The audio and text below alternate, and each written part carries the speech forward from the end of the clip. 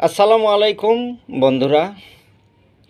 বিসমিল্লাহর 10 ভাগের চতুর্থ খণ্ড নিয়ে আপনাদের সামনে আমার আসার কথা ছিল, একটু এমার্জেন্সি কাজে ব্যস্ত থাকায় দেরি হয়ে গেল।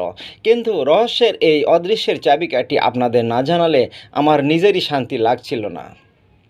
বন্ধুরা, আগের পর্বে আমরা জেনেছি বিসমিল্লাহর 19টি অক্ষরের কথা।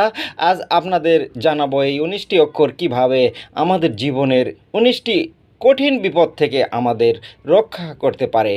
আল্লাহর রহমতে এই 19টি অক্ষর যদি আমাদের হৃদয়ে গেঁথে যায়, তবে দুনিয়া আর আখিরাতের কোনো অন্ধকার আমাদের পথ আটকাতে পারবে না। বিসমিল্লাহর প্রতিটি হরফে লুকিয়ে আছে রিজিক আর বারাকাতের একটি গোপন চাবিকাঠি। আপনারা যারা আমার সাথে এই অদৃশ্যের পথে হাঁটছেন, তারা চতুর্থ খণ্ডটি কেমন লাগলো অবশ্যই জানাবেন।